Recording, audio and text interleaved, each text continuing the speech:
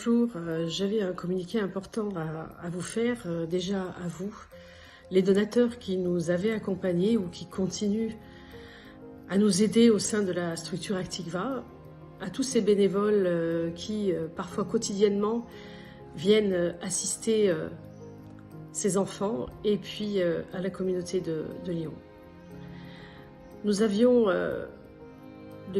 depuis 20 ans pris cet engagement avec mon mari d'aider ces enfants dits différents. Avec énormément de courage et de force dans son travail, mon mari a pu ainsi créer cette structure Actigva qui a vu vraiment le jour il y a 6 ans. Et il a pu ainsi permettre à ces jeunes, à tous ces jeunes qui sont passés par Actigva, de pouvoir découvrir leur potentiel. Il est très compliqué pour un jeune s'il n'a pas à côté de lui toute une équipe spécialisée, des outils pédagogiques adaptés et des infrastructures aussi qui leur sont dédiées, de pouvoir trouver leur potentiel et de pouvoir vraiment faire leur place dans la société. Déjà dans une école dite normale, ces jeunes ont énormément de mal à trouver leur place. Et alors je préfère pas en parler quand il s'agit de poursuivre le parcours, qui est le parcours collège, lycée et enfin vie professionnelle, où dans la vie professionnelle, malheureusement, c'est très compliqué pour eux d'intégrer une structure. Alors, nous avons mis en place cette école avec mon mari pour justement leur permettre de passer les étapes et qu'à l'âge adulte, ils puissent pleinement s'épanouir dans une vie sociale.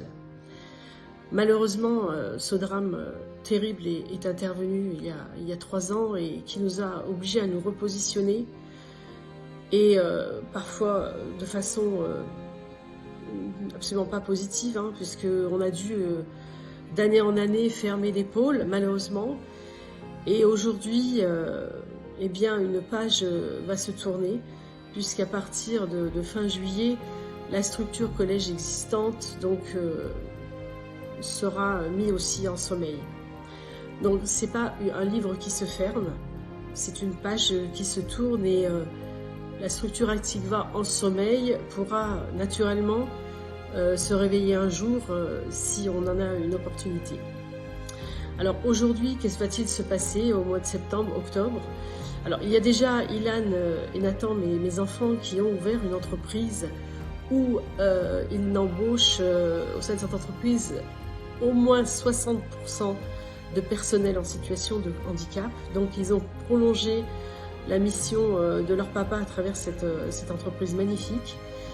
Et puis moi je constitue avec une équipe une possibilité d'ouvrir un lieu de vie permanent qui sera dédié à ces jeunes entre 20 et 35 ans, où ils seront accueillis dans une maison qui leur sera dédiée et ils pourront alors trouver toutes les possibilités pour s'épanouir, pour mettre en place une vraie autonomie de vie et ils seront accueillis quasiment à la semaine.